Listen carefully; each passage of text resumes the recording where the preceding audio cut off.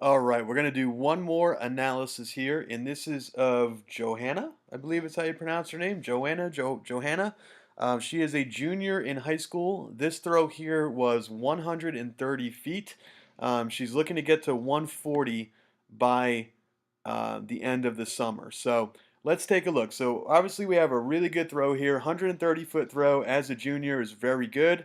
But let's take a look and see if there's things that we can improve on, some things that we can work on here. So just to kind of watch this as a little bit of a frame by frame, I'm going to start to take a look at some of the things that she does really, really well and some things that maybe she can work on over the summer to improve her throw. So really good things. She gets great separation. See how she carries that discus way behind her hip? This is what I really like to see. She carries the discus way behind her hip. She has great separation. Her hips are leading the entire throw. You can see how she's got that discus behind her the whole time. She's not letting that discus creep up ahead of the right hip. And you can see even as she starts to throw here, she does a great job driving that hip down the middle of that sector, driving the hip around, and then the arm comes up and through. So I love how she creates separation in the back of the circle and she holds that separation through the entire throw. Okay, but let's take a look at some things that I think she needs to work on. And the biggest one is going to be shifting weight in the front of the circle. So once this right foot touches down in the front of the circle, the goal is to keep her weight back behind her right foot, her right knee, her right hip. We want to keep her wound up. We want to keep her sort of crunched up and bound up, wound up in the middle of that circle. And you can see what happens here is as soon as the right foot hits, the right foot stops. And if the right foot stops, what's going to happen? All of her momentum at this point is heading down toward the front of that circle. So if that right foot hits and stops, watch now. You can see it great because she's got the logo in the middle of her singlet, right where her sternum is. There's a logo for her school. Watch how her body starts to shift. Watch now how her center of mass, that logo, starts to shift. And when that left foot grounds here at the front of the circle, when she starts to initiate that block, look at where her sternum is, her center of mass is in relation to her feet. It's between her feet. At this point, I like to see the left arm back. So the left foot touches the ground. I want that the left arm pointing out the back of the circle, the eyes and the face looking out the back of the circle, and this right foot should be stacked underneath the hip. We want the right foot, the right knee, and the hip all pointing over here toward 9 o'clock. They should be pointing at this brick wall.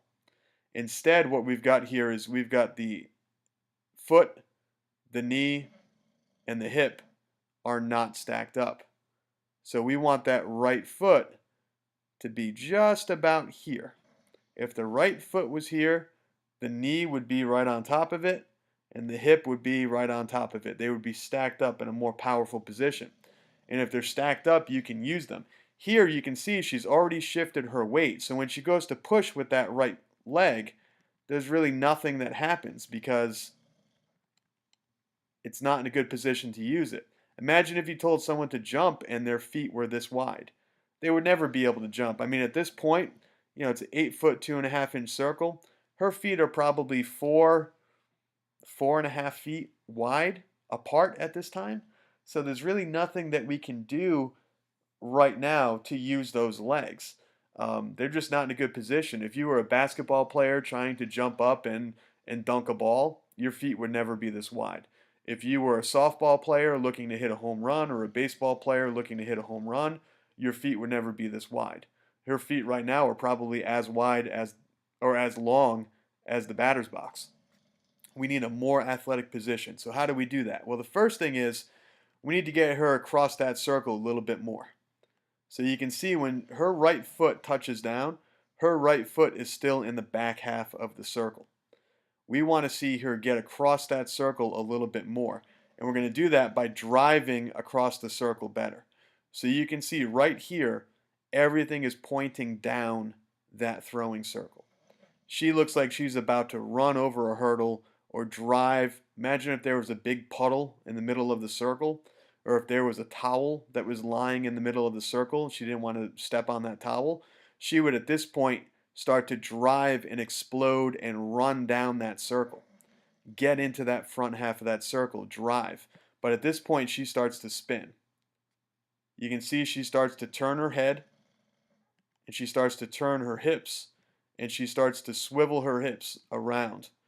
Now, this would not be a bad position if she got across that circle. So I want that right foot to land just about here. And you can see she's landing with her right foot, about 12 inches or so behind where it should be landing. So I want her to really focus on that drive. There's a video under this channel. It's called the John Gadina wall drill. And I love that drill because it teaches athletes how to actually extend and get down that circle. And it's very important in discus because unless you're like 6'5", 6'6", or taller, you're not going to have the stride length to get 5.5 or like 4.5 to 5 feet across that circle where you need to have that right foot land. If you've got an average height girl, most of the girls that I work with who are throwers are like, 5'7", 5'8". You're not going to have the ability, unless you're doing a split, to get your foot where it needs to be unless you drive out of the back of the circle, unless you forcefully explode out of the back of that circle. And that wall drill teaches you how to drive down the middle, keep your chest pointing down that throwing sector a little bit longer so that you can drive and land with your right foot in a better position. You can see here her right foot's just too far back, and then she's reaching and shifting onto her left. Okay, so let's get that right foot in a better position in the middle. And the way that we do that is with the wall drill, teaching how to drive down the middle, not spin. I remember being at a track clinic many years ago, and the person who was presenting on the discus said something, and I remember just shaking my head going, no. And I remember Brian Oldfield was there, and he's loudly was like, no, that's not how it's done, started screaming.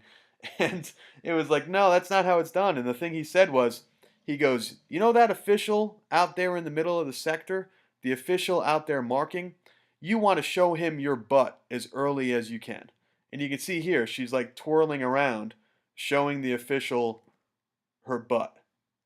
You don't twirl around, spin around, and show the official your butt. You want the official to be able to read what's on your uniform. So make sure the official can read what's on your uniform. Keep your front of your body facing down the middle as long as you can. Drive down the middle. Don't just kind of jump and spin in the air. All right, so get that right foot a little bit deeper. Make sure it lands in the front half of that circle. And if that happens, now let's stay up on the ball of that right foot and not drop the heel. That's what's going to allow this right side to continue to pivot around. That's what's going to allow you to keep your weight on this right foot, is by staying up on the ball of the foot. It's almost impossible to stay on the ball of the foot if all of your weight is shifting onto your left. So pivot on the ball of the right foot. That's going to help you keep your weight on your right foot. And once that happens, then we're going to be able to actually use the leg and get in a better position. It's funny, when she finishes and releases that discus right here, where's her right foot? Her right foot is actually where it should be, which is inside the front half of the circle. But when she initiates the throw, it's in the back half of the circle. So it's almost like she instinctively knows where to put that right foot. The right foot starts here, and she goes, you know what? Let's put that right foot there. So she actually slides that right foot forward to where it probably should be landing out of the back of the circle. So think about driving out of the back of the circle and having your right foot land there, not there.